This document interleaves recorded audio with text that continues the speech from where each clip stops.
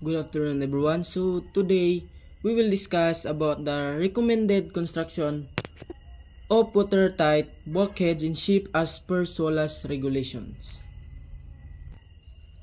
Watertight bulkheads are crucial to structural elements in ships designed to divide the hull into watertight compartments.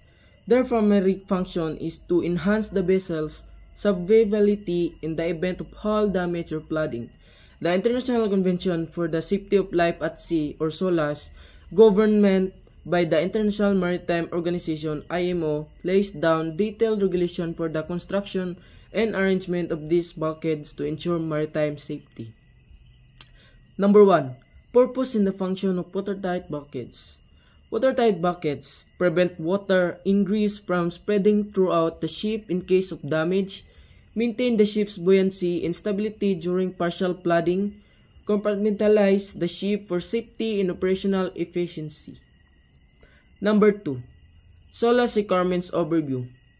Under SOLAS Chapter 2-1, Construction, Subdivision, Instability Machinery, and Electrical Installation, the following aspects are covered. A. Number and position of bulkheads. The number and location of watertight bulkheads depend on the ship's length, type, and purpose. Passenger ships are generally required to have at least 5 main transverse watertight bulkheads. Cargo ships must have sufficient subdivision to meet prescribed stability criteria in damage conditions. B. Bulkheads placement.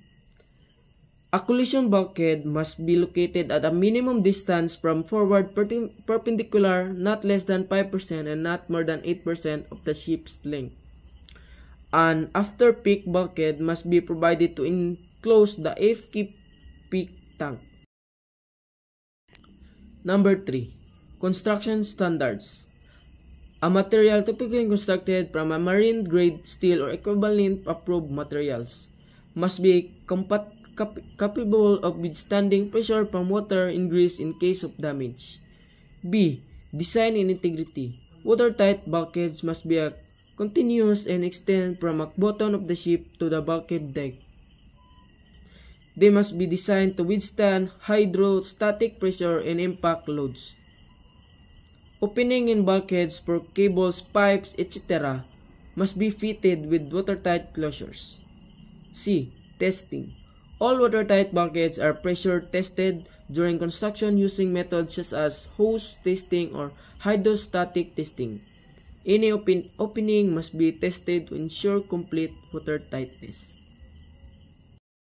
Number 4. Openings and penetration. A. Doors. Watertight doors must be approved design, often hydraulically or electrically operated. They should be capable of being closed remotely and indicate at the control station. B. Pipes, shaft, and cables. Any penetration must be fit with watertight glands or sleeves. Valves and fittings passing through bulkheads must be certified as watertight. Number 5. Damage stability and subdivision index for passenger ships. Passenger ships must comply with the probabilistic damage stability approach. Ships are assigned an index required subdivision index and must achieve an index attained subdivision equal to or higher than R. Number 6. Maintenance and inspection. Regular inspection and maintenance are mandatory to ensure continued watertight integrity. Port state control and classification societies verify the condition of watertight bulkheads periodically. Number 7. New developments and modern practice advance in material science and ship designs have led to the use of composite materials and automated monitoring systems for leak detection. Enhanced fire and flow detection systems are often integrated into bulkheads in newer ships. Conclusion. The construction of watertight bulkheads is commissioner of maritime safety. SOLAS regulation ensure that ships are subdivided and adequately to prevent catastrophic flooding, preserve buoyancy, and ensure the safety of life at sea. Compliance with this regulation through design, construction, and maintenance practice is vital for all seagoing. That's all, sir. Thank you.